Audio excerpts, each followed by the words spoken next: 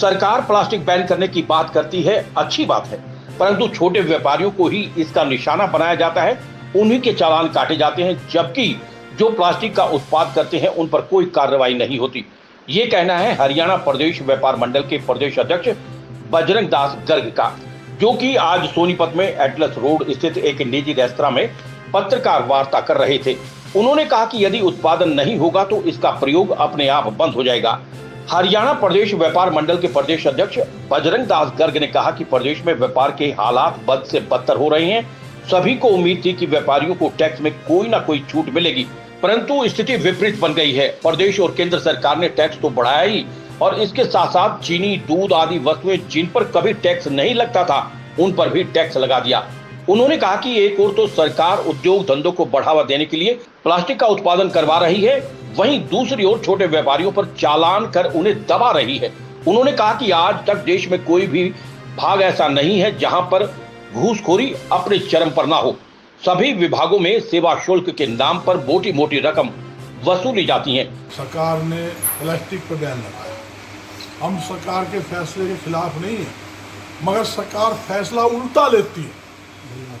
सरकार को बैन ही जब लगाना था और दोगो पर लगाती, जहाँ ठेला की मैन्युफैक्चरिंग होती है, अगर मैन्युफैक्चरिंग ही नहीं होगी तो मार्केट में प्लास्टिक का बैग कैसे आएगा? जब प्लास्टिक बैग मार्केट में नहीं आएगा तो ऑटोमेटिक नहीं निकलेगा। ये तो नाजायज बात है। आप छोटे छोटे दुकानदार के, रेडी वाले के, छोले वाले के, समोसे वाले के, किराना वाले के, दूध वाले के, उनकी दुकानों पर जाकर छापे मारते हो और नाजायज 20,000, 25,000 उनके जुर्माना लगाते हो और 2, 4, 5,000 जेब में दे दे, आगे सर जाते हो। मैं ये पूछना चाहता हूँ, तो एक तरफ आप बैन लगा रहे, दूसरी तरफ दाल ले लो, घी ले लो, आप मतलब दूध ले लो, लस्सी ले लो, हर चीज प्लास्टिक बैग के अंदर कंपनियां बना रही है, तो आप उनको बैन करो ना। मेन बात क्या है, सरकार को प्रतिबंध लगाए, हम साथ और प्रतिबंध लगाए मैन्युफैक्चरिंग पर। जब उनका फुफ्फा ही नहीं होगा, उनका बापू पैदा करने वाला नहीं होगा, तो मार्केट में कैरी बैग नहीं आएगा। सबसे बड़ी बात ये है, सरकार करती है उल्टा काम। उनकी चोर थी वो चोरी कर ले और चोर ने का जाग जा, मैन्युफैक्चरर तो माल बना ले, मार्केट में भेज, हम छापा मारेंगे और माल खावांगे। एक बात से दो काम कैसे हो सकती है? आप बैन लगा रहे हो, किस चीज बैन लगा रहे हो? रिटेलर पे बैन लगा रहे हो भाई।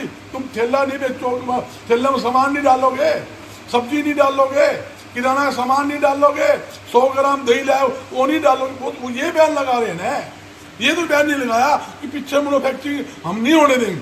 जब मैन्युफैक्चरिंग नहीं होगी, लाइसेंस बंद हो गए उनको, उनकी बिजली पानी नहीं दोगे तो किस प्रकार कुछ नहीं, तो कैसे बात बनेगी?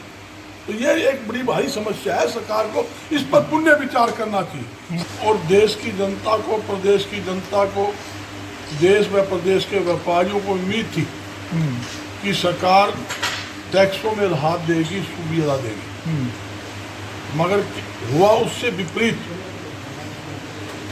सरकार ने हाल ही के अंदर नए टैक्स लगाए हैं।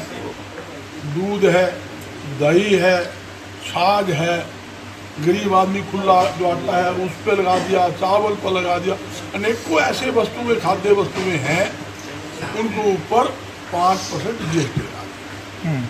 कोई गरीब आदमी मकान बनाता है, ईंट भट्ठा पर टैक्स नहीं था, उसके बाद उन्होंने GST के दायरे में 5% लिया है। उसी के ऊपर इन्होंने 12% ईंटों पर टैक्स लगा दिया और कुछ वस्तुएं ऐसी थी जिन पे 12% था, उस पर 18 लगा दिया।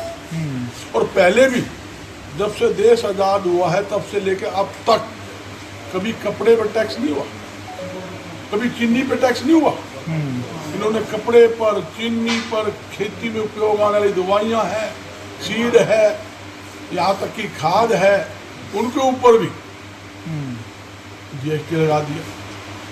और यहाँ तक कि जिन वस्तुओं पर 5% वेट कर था, उसको 18 व 28% GST लगा दिया, जिसके कारण लगातार व्यापार उद्योग पिछड़ता जा रहा है।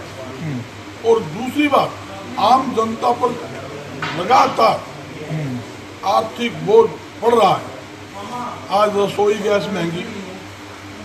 एक उम्मीद और थी जनता को कि पेट्रोल व डीजल जिसके ऊपर भारी भरकम टैक्स है, भारी भरकम एक्साइज ड्यूटी है, वेट कर है, सरकार इसको राहत देगी, इसको जीएसटी के दायरे में ला के टैक्स कम करेगी, तो वो भी कम नहीं हुआ, जिसके कारण आज व्यापारियों में नाराजगी है।